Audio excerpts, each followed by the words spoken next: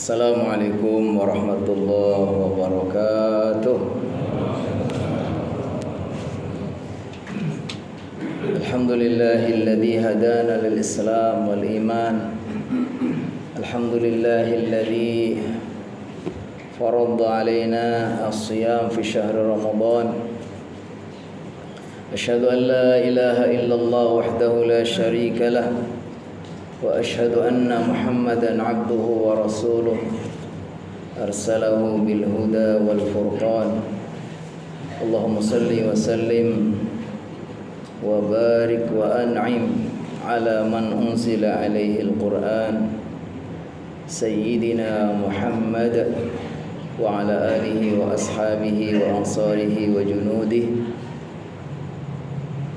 أهل الصدق والإحسان. أما بعد يقول الله تعالى في كتابه الكريم شهر رمضان الذي أنزل فيه القرآن هدى للناس وبينات من الهدى والفرقان ويقول صلى الله عليه وسلم من قام رمضان إيمانا واحتسابا غفر له ما تقدم من ذنبه. Hadirin dan hadirat jamaah salat Isya nyambung salat tarawih di Masjid Al-Mukhlisun, masjid orang-orang yang ikhlas.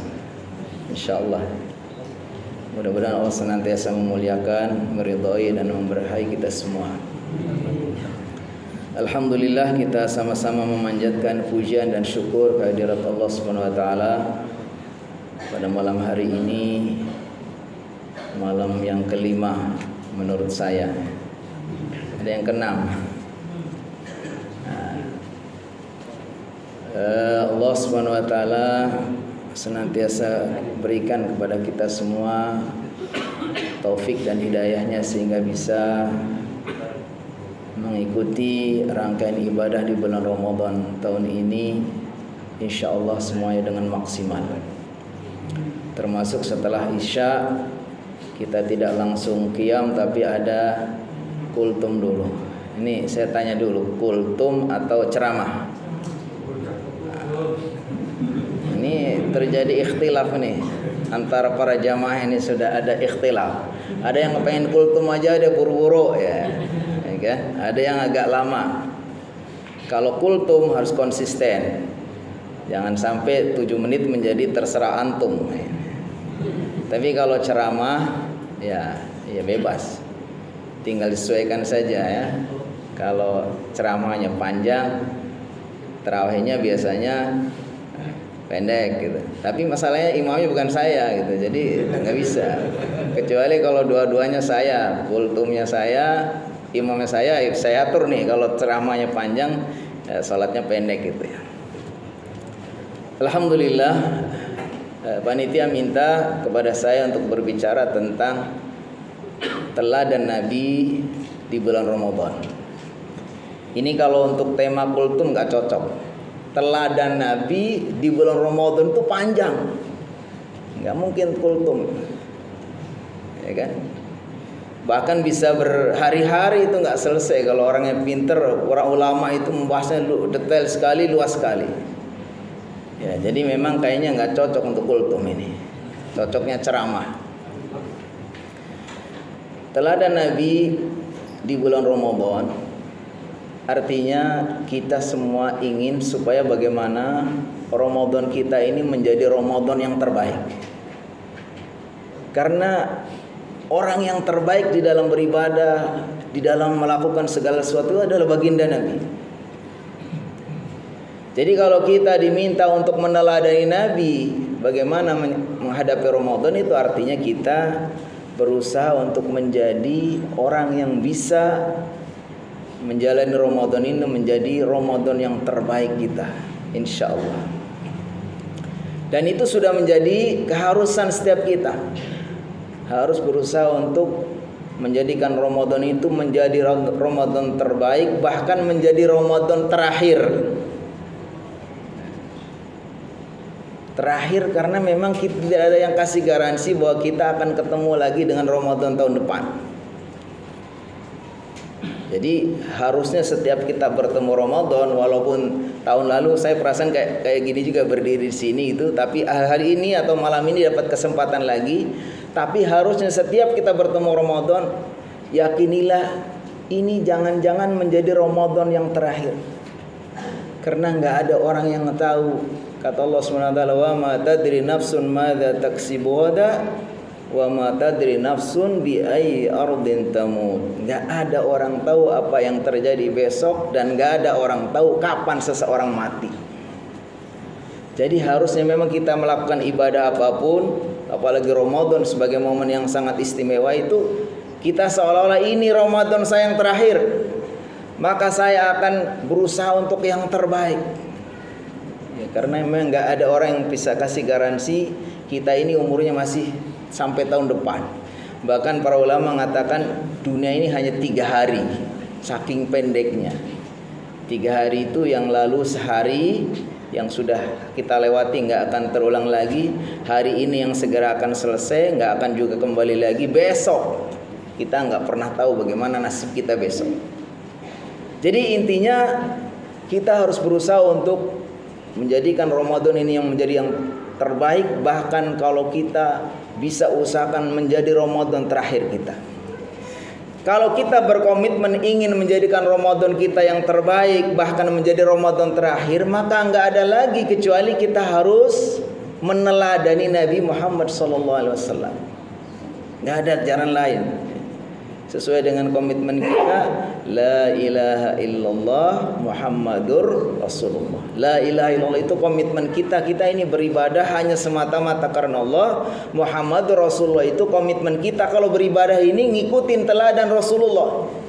Itu menjadi dasar sekali. Orang dikatakan sebagai muslim, sebagai mukmin itu setelah mengikrarkan diri asyhadu an la ilaha illallah, artinya dia itu berhamba hanya kepada Allah. Wa asyhadu anna Muhammadar Rasulullah, dan dia akan mengikuti teladan petunjuk Rasulullah. Jadi kalau kita kepengen mendapatkan Ramadan terbaik, maka teladanilah Rasulullah SAW. Nah, ini yang kita bahas, ini teladannya banyak sekali. Mungkin dimulai dari bagaimana baginda SAW menjalani Ramadan. Karena baginda itu dalam sejarah hidupnya itu sudah puasa Ramadan berapa kali? Sejak diwajibkan puasa itu sampai akhir hayatnya itu adalah 9 kali. Para ulama kalau kita baca kitab-kitab sirah ataupun hadis bahwa diperintahkan puasa itu tahun kedua Hijriah. Sehingga Nabi Muhammad SAW itu telah menjalani Ramadan selama 9 kali. Sehingga itulah teladan dari baginda. Kalau kita pelajari bagaimana baginda masuk ke Ramadan dengan berulang-ulang 9 kali, itulah kita akan mendapatkan Ramadan yang terbaik. Mulai dari memasuki bulan Ramadan. Dalam hadis Ibnu Umar meriwayatkan Nabi Muhammad SAW itu memastikan masuk ke Ramadan itu kalau sudah melihat hilal secara nyata, atau dia mendapatkan kesaksian dari satu orang saja.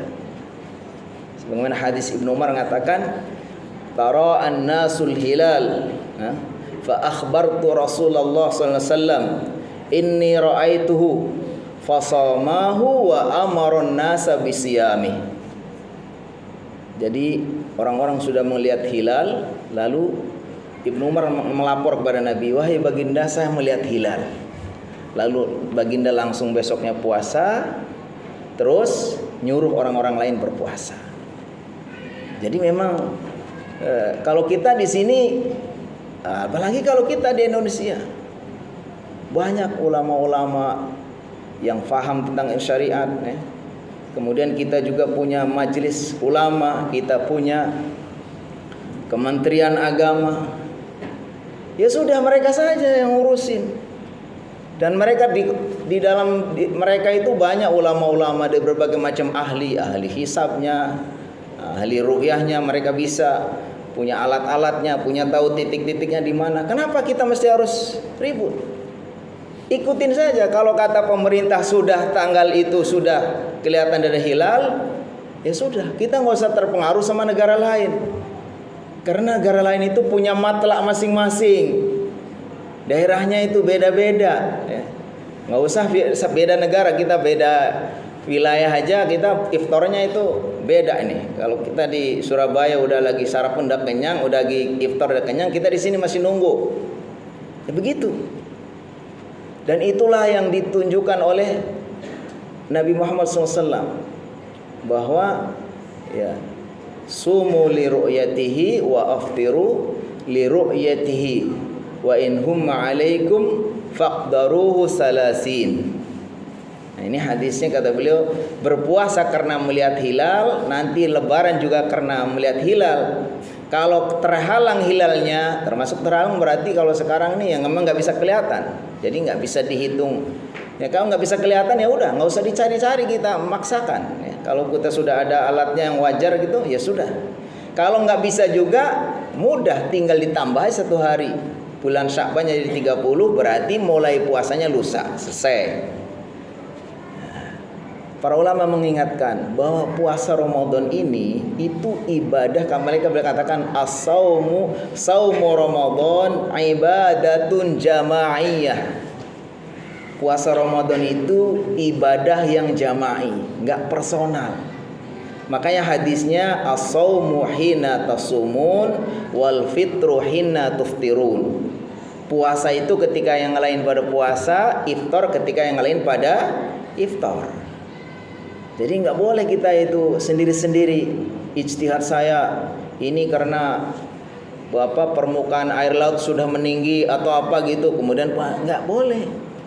Apalagi kita di sini sudah ada dalam satu kita sebagai warga bangsa negara, kita punya orang-orang yang memang kita tugaskan untuk itu, ya sudah kita. Terus setelah beliau SAW tahu jelas pasti memasuki bulan Ramadan, maka beliau berpuasa. Berpuasa itu tentu diawali dengan niat. Para ulama mengatakan niat itu nggak ada hubungannya dengan lisan. Karena niat itu pekerjaan hati, bukan pekerjaan lisan. Bagaimana kalau ada orang niatnya pakai lisan? Boleh niat pakai lisan, tapi jangan sampai apa yang dia ucapkan ini mulutnya yang mengucap, hatinya nggak sadar atau nggak tahu artinya. Apa sih nawaitu somahodin an ardai fardi syahr Ramadan? Nggak tahu arti itu, dia bunyi gitu saja, ya nggak bisa. Tapi seandainya dia nggak mau baca itu, tapi hatinya sudah niat, malam-malam udah malas banget pun ya, lagi ngantuk-ngantuk bangun masak atau bangun beli nasi goreng, beli bebek goreng, terus sahur, itu udah niat. Lah kalau nggak niat puasa ngapain keluar-keluar beli nasi goreng? Jadi niat itu pekerjaan hati, kita sederhanakan. Tapi kalau ada orang yang mau niat nawaitu somahodin, ya tidak usah beribut masalah itu. Karena itu hanya untuk membantu hati kita bahwa kita ini berkomitmen. Komitmen kalau diawali, kalau hati kita kemudian dikuatkan dengan lisan kan menjadi lebih bagus toh. Toh itu bukan puasa. Jadi nggak usah gara-gara kemudian ada itu kemudian kita tuduh macam-macam, kemudian akhirnya berantem. Niat. Setelah itu sahur. Sallallahu mengajarkan kalau sahur itu disunahkan apa? Takhir. Takhir itu mengakhirkan sahur. Mengakhirkan sahur bukan berarti akhir banget sampai nanti makan belum selesai udah adzan. Tapi takhir Rasulullah SAW itu sebagaimana diriwayatkan dalam hadis itu dari Anas bin Malik. Beliau bertanya kepada Zaid bin Sabit bahwa beliau pernah bersama Rasulullah SAW sahur bareng, kemudian beliau baginda SAW kemudian sholat ya.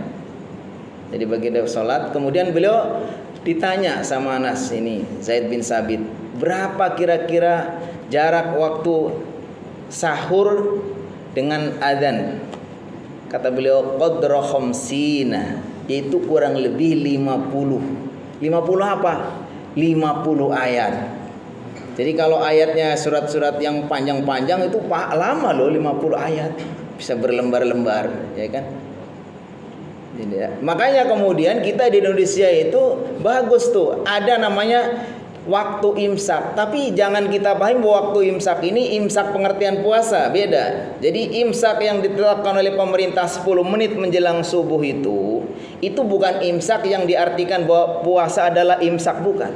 Imsak di sini hanya waktu supaya orang itu jangan sampai ini makan belum selesai, dia kira-kira nih makan belum selesai nanti sudah datang subuh. Maka ada jeda waktu. Tapi jeda waktu kurang lebih 10 menit itu bukan berarti kita nggak boleh makan. Kita masih boleh makan. Kalau kita makan minum di situ itu masih belum masuk subuh, itu masih boleh. Jadi imsak. Walaupun ini memang perdebatan ini ya. Habis itu imsak. Nah, disunahkan kata Rasulullah SAW, tasahharu fa inna fis sahuri barakah. Bersahurlah karena di dalam sahur ini ada keberkahan. Jadi ada keberkahannya. Para ulama menyebutkan kenapa sih kita mengakhirkan sahur, di antaranya biar Allah ini tidak mau nanti gara-gara syariatnya itu kemudian orang itu menjadi komplain. Ya kalau di Indonesia kan sudah terukur nih, siangnya paling 12 jam, 13 jam. Kalau di negara-negara tertentu itu bisa panjang sekali. Makanya kita akhirkan sahur. Jangan sampai kemudian kita sahur itu jauh sebelumnya. Akhirnya nanti pas pagi hari itu makanan kita sudah dicerna, sudah lapar. Kita nanti jam 8, jam 9 kita udah lapar sekali. Akhirnya kita sampai pucat, akhirnya kita berat. Padahal Allah katakan apa? Yuridullahu bikumul yusra wala yuridu bikumul usra. Jadi puasa itu bukan untuk menyiksa, tapi untuk mendidik kita. Terus apa? Banyak sekali. Iftar, ta'jilul iftar. Kata Rasulullah SAW, an-nasu la yazalun nasu fi khairin ma'ajjalul fitr. Manusia itu dalam kebaikan selagi menyegerakan berbuka. Ini menunjukkan bahwa kita ini memang syariat itu bukan untuk menyusahkan. Ada syariat tertentu, bukan syariat ya, ajaran tertentu, umpamanya orang ajaran puasa pati gini, enggak makan, umpamanya sampai, enggak ada syariat seperti itu. Apalagi puasa sampai berhari-hari, enggak. Islam ini mengajarkan apa? Bukanya apa? Bukanya dipercepat, sahurnya diakhirkan. Akhirnya sahurnya diakhirkan, bukanya dipercepat. Tapi yang dimaksud takjil ini kata baginda sallallahu alaihi wasallam dalam hadis beliau mengatakan kana sallallahu alaihi wasallam yuftiru ala rutabat qabla an yusalli al-maghrib. Jadi yang dimaksud takjil di sini adalah bukan berarti sebelum masuk atau masuk tuh langsung, bukan. Tapi maksudnya itu beliau segera beriftar sebelum sholat. Jadi iftar ini kita tidak boleh antar aja deh udah maghrib tapi entar aja biar pahala lebih banyak, nggak begitu. Tapi segera begitu datang masuk maghrib segera iftar. Dan Rasulullah SAW mencontohkan iftarnya itu pertama beliau mengatakan ala rutabat. Rutab itu apa? Jenis kurma yang matang. Jenis kurma yang matang yang belum diawetkan. Kalau tamar itu jenis yang sudah matang tapi sudah diawetkan. Ya, kalau bisa cari rutab. Kalau nggak ada kurma biasa. Kalau nggak ada juga apa? Air. Ya gitu. Yang diteladan dari baginda sallallahu alaihi wasallam. Tapi Ibnu Qayyim mengatakan bahwa rutab ini sebetulnya yang lebih dianjurkan itu karena cintanya baginda kepada umatnya takut menyulitkan itu, yang lebih itu hanya tamar saja. Rutab ini ya kurma tapi agak susah juga cari kurma matang, kalau nggak musimnya juga susah. Makanya baginda sallallahu alaihi wasallam yang lebih diutamakan ya kalau kita mungkin karena susah mencari rutab itu carilah kurma. Kurma sekarang sudah banyak. Cuman sekarang lagi beredar nama-nama kurma yang sekian banyak itu ternyata produk dari Israel. Dan kita harus tahu juga itu. Kita ngerti bahwa sekarang ini saudara-saudara kita di Gaza itu sudah 30.000 lebih dibantai sama Israel. Mereka mengaku perang dengan Hamas, tapi sebetulnya yang diperangi adalah rakyat. Alasannya katanya karena mereka itu melindungi Hamas. Padahal bukan, karena Hamas yang nggak bisa dikalahkan maka mereka ngamuk. Akhirnya rakyat digenosida, dihabiskan. Dan sekarang, jadi kalau kita masih membeli produk-produk Yahudi ini, ingat sebagian untungnya itu diambil sama mereka untuk membeli senjata itu membantai saudara-saudara kita. Dan banyak lagi ya teladan baginda sallallahu alaihi wasallam, mulai dari iftar nanti qiyamul lailnya, kemudian 10 hari terakhirnya. Tentu yang saya bilang tadi ini kalau untuk kultum kayaknya tidak cocok, tapi untuk kajian. Tapi insya Allah mudah-mudahan ini hanya mengingatkan saja. Saya yakin Bapak Ibu semua sudah paham, sudah banyak ilmunya tentang ini. Marilah kita bersungguh-sungguh ya, mumpung masih di awal-awal, masih ada kesempatan yang panjang kita untuk memaksimalkan ibadah kita di bulan Ramadan. Waktu sudah 20 menit ya. Udah 3 kali kultum ya. Wabillahi taufiq wal hidayah. Wassalamualaikum warahmatullahi wabarakatuh.